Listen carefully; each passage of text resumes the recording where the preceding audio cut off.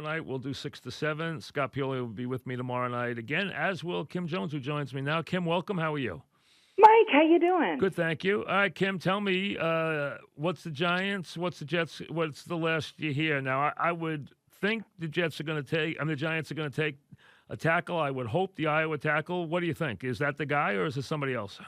I still think that's the guy for the Giants, Mike. Couple interesting things. I mean, Dave Gettleman basically signaled that he has to take a tackle, and I think many of us would agree with that reasoning.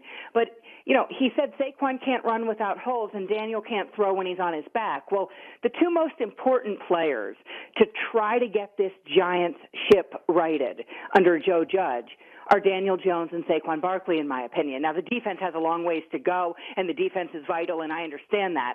But if Saquon's not going to be Saquon, we can start to wonder why he was the draft pick a few years back. And I don't want to go there.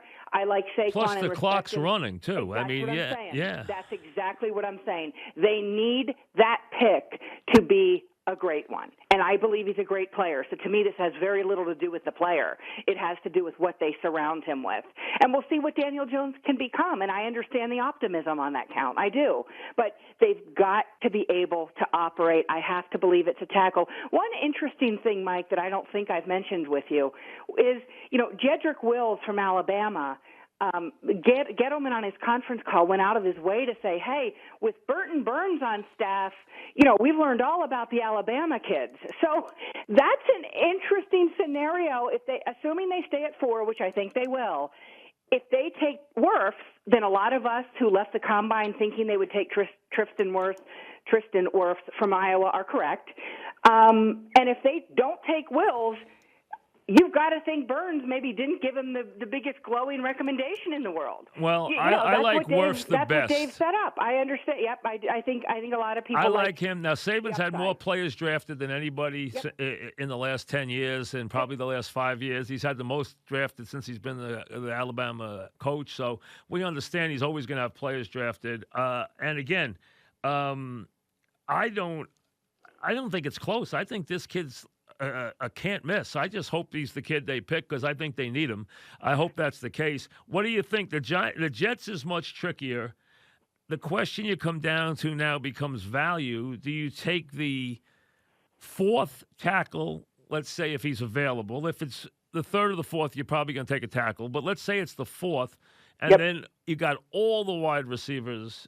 Is it still a tackle for the Jets? I think so, because I don't think you can go into this season with George Fant and an opening at the other tackle position. I just don't think at this point, I'm not sure that's fair to Sam Darnold. So I have to believe it's a tackle. Listen, if the 4th tackle is Mekhi Becton, you're getting a dancing bear. You're getting an enormous guy who can move, and that could be very important in terms. They would then have athletic tackles.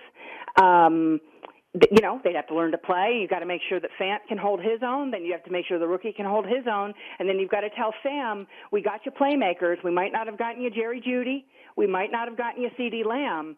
But they can get in this draft, whether it's a Denzel Mims, who's a big receiver. Yeah, a lot of people like him. I've heard his name a couple of times. Out of Penn State. Yep, now they already have Crowder in the slot. Well, tell me about, listen, that's your school. Tell me about the Penn State kid, Hamlet. Tell me about him. Well, he's really fast and very quick. You'll see there's a little bit, and I say this with caution, there's a little bit of Tyreek Hill in his game. And Saquon and I actually talked about that 2 years ago. And I brought up Tyreek Hill, and Saquon kind of looked at me, and I said, I'm not equating them. I'm saying I see a little bit of in his game. And Saquon, describes him that way now to some degree. So, he's not Tyreek Hill. But that idea that he can stop and start. Well, he could be a second-round guy, though. He could be second. Yep. He could be second. Perhaps he'll last to the 3rd. I don't know. But with his speed, I think he'll probably go second. Had a bunch of drops last year, though, Mike. So that would be a concern that would probably hold him back a little bit. Do you have any – I have 2 sleeper players. Now, 2 years a couple of years ago, my sleeper – not sleeper, but the guy that I thought they were all missing the boat on was Dalvin Cook. I loved him. I thought he was the best back in the country. Okay. And I thought he wound up getting picked 40th. I thought it was absurd. I thought he should have been a first-round pick. Yep. This guy, I think, is a first-round pick, and most Okay. people don't have him as a first-round pick. J.K. Dobbins from Ohio State. I love this back. I think he's a first-round pick. I think he should be a first-round pick. Yep. I love him. I think he should be the first running back picked. And then I know the Georgia kid's good, but I like this kid better. And then I like Cole Kmet as a second rounder. I think he could be a very useful player in the pros. I've liked him a lot. I've watched him a ton of times. That's my other player, but I love Dobbins. I think Dobbins is one of the best players in the draft. Well, and he played in awfully big games at Ohio State and came through time after time. And he's a big back. He can carry the load for you, whatever that load is. Certainly did that when necessary at Ohio State, even surrounded by talent. I get what you're saying with Dobbins. Cole Kmet, I talked to him at the Combine, Mike. He's a former closer on the Notre Dame baseball Oh, he was team. a baseball player. Yeah. I didn't realize that. Yeah, Okay. and I asked him about that. I love it, and just like I asked Worth about wrestling, I love asking the guys who've done more than one Right. sport at a high level. And I asked him, and he said, "Well, the one thing about baseball as a closer, you are going to have to deal with failure." And I like that idea. A GM told me one time, not necessarily about baseball adversity, but he said, give me the player who's come through adversity, and that's the one I want to sign to the second contract. Now, there are many forms of adversity, and there are certainly players in this draft who face life adversity that's much more serious than losing a baseball game. But you get what I mean. This is a guy who knows how to bounce back. He's probably the best or on the very short list of best tight ends in a draft that doesn't have a lot of them. So if you want Cole Kmet, you're going to have to go get him probably, I would think, in the second round. All right, tell me this: the obligatory Tua question. What do you think? What's real? What's fake? What's true? What's not true? Pioli said he hadn't found a board yet. Talking to people that he was off. He thought he would go pretty high. Talking to people tonight. Now, that doesn't mean he goes 3. That means maybe he goes 5. If he goes past 5, I think if he goes past 6, I think it's stunning. 6. So Yeah, that's 6. stunning. I would if he agree. Yes. I'll even be surprised if Miami doesn't take him. What do you think happens with him? It's funny. I had a conversation today that I can't, unfortunately, reveal any of it, which is part. That's the position I find myself in often. You know what I mean? Like I the understand. Ian Rappaports and Mike Garofalo's, quote sources all the time, and they have a million sources, and they, that's their gig and everything else. Sometimes I get these wonderful phone calls where there's information, and they say, you can repeat absolutely none of this. So, I'm not going to repeat any of it. I will say it led me to believe that for Miami, this is a very difficult decision, one that I would expect them to take Herbert tonight, which I do think represents obviously an upset from where we would have been a year ago, obviously an upset from where we would have been halfway through this college football season.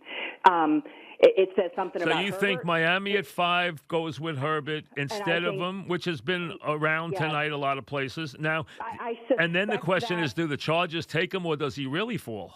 I think the Chargers take him. You think the Chargers take him? Okay. That would be where I would fall in with Tua at this point. I think I said this to you, Mike, and people might roll their eyes. Maybe they don't care. I will say this about Tua. Through all of this, from the very limited times I've seen him to talk to, which is limited, he is just an incredible persona. He emanates positivity. You might tell me that doesn't win a football game. I understand that, but it doesn't lose one either. No, I think especially it's if you important. have talent around you. And you love Hurts. So where do you think Hurts goes this evening? Who's that, Mike? You like Hurts a lot. I know that. Oh, Hurts, yeah, I'm sorry. Where's he going to go? You know what? I think he goes in the second round, and I think that's higher than most people thought. Well, that was the wager tonight. He was one of the Vegas wagers that I mentioned. Yeah, it was an over-under whether he went on the second round or not. Okay. It would not surprise me if Bill Belichick is intrigued by Jalen Hurts. And as we know, he would have had all the information he needs from Nick Saban in that regard. And given how Hurts handled that whole situation, I would have to believe Saban has raved about him. But so that intrigues me a little bit, and I would like to see it happen because I think that puts New England back into a real – I mean, not that they're not going to be an interesting team this season, but that puts them really in an interesting situation with young quarterbacks.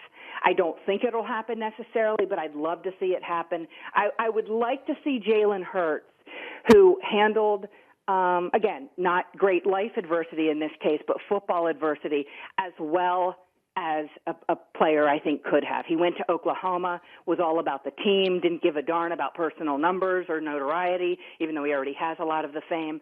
I think he handled something that was difficult very, very well. We're talking with Kim Jones as we head towards 7. We're an hour away from the draft. Fan will have a special coming up in just a couple of minutes with Boomer and Crew coming up to take you through that. Now, if there's a team that blows this up and as you know, you could always count on an Al Davis to do or somebody to do. If somebody blows this up in the first round, who's tonight's candidate to blow this up and take some wacky player? I don't know about wacky. I think a lot of people suggesting Atlanta could make a big move, and that right, I've heard that about them trading up, right? With Thomas Dimitroff. Yeah. I want to watch Howie Roseman. The Eagles, as we know, Mike, they're close, and they have to look at this division. And they want a wide receiver, right? Right. And they've got to like a lot of what they see, right now when they look around the NFC. So let's be honest. So Howie Roseman, I think, has traded up, 3 of the last 4 drafts. He's not afraid to go get his guy. I can absolutely see him, getting up there to get one of the big 3, unless he already has his eye on what most of us would call a second tier, which some NFL people would argue with you isn't really a second tier. It's probably a 1.5 tier because these guys are so good. So Howie Roseman intrigues me tonight from the Eagles. Interesting. And supposedly, I mean, I asked a couple of guys, they said there were 5 top tackles and 12 top receivers. That's a lot. I mean, but the 12 receivers, man. Whoever hears of 12 receivers. Well, here's what I can tell you going back to the Combine.